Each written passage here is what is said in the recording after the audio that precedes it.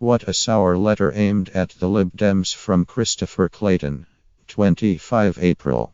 He accuses them of trying to mine votes from the 48% who voted Remain. Why shouldn't they? Unlike others, they have always had an unswerving commitment to the European ideal. They are also a political party and can achieve nothing without voter support. I'm certain that the Lib Dems will garner rather more seats than Mr. Clayton imagines. As for the current Labour Party under Corbyn, it has little chance of immediate major success. Its members need to wake up to the fact. Giving Corbyn their enthusiastic support in leadership contests is quite different from the business of pulling in votes during parliamentary elections. It's true that for anti-Tory voters, the Labour Party remains the main opposition in many areas but not everywhere. And people deserve a choice. Party lines should be flexible and work for the greater good in this case.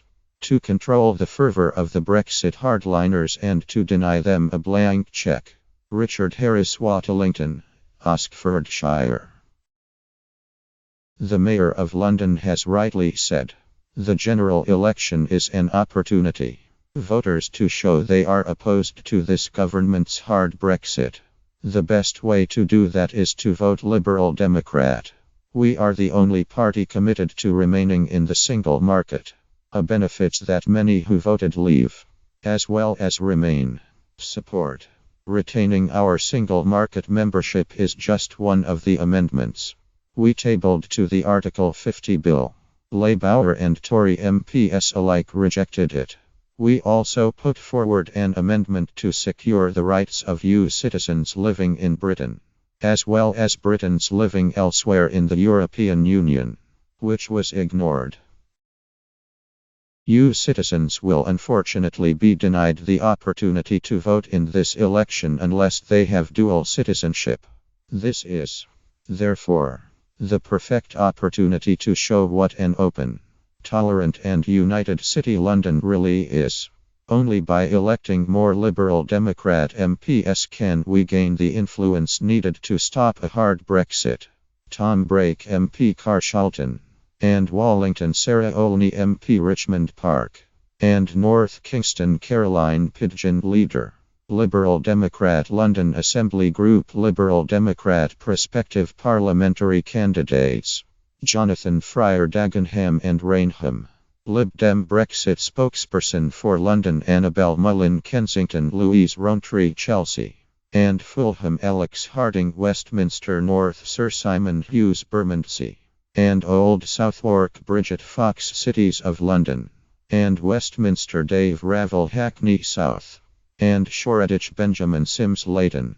And Wanstead Akonu Obasi Walthamstow John Ball Ealing Central.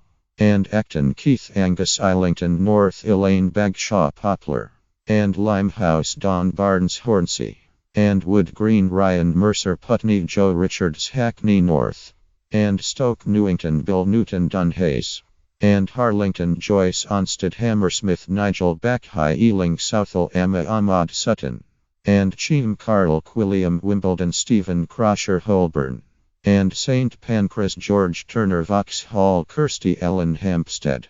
And Kilburn Marianne Magnin Movement Democrat Parliamentary Candidate.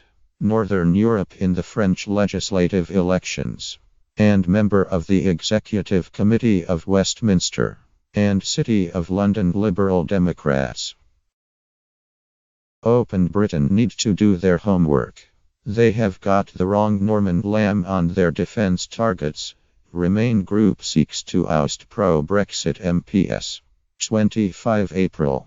The Norman Lamb standing. The Lib Dems in North Norfolk was barely visible during the EU referendum campaign. Even worse.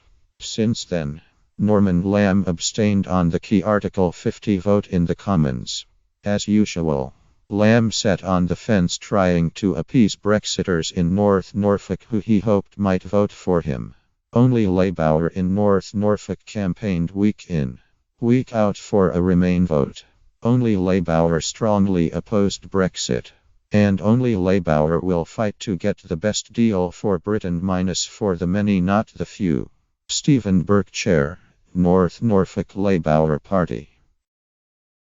For those of us who dread the thought of 5 more years of failed austerity, dished out by a Tory government with an increased majority, the Lib Dems have done us a great favour.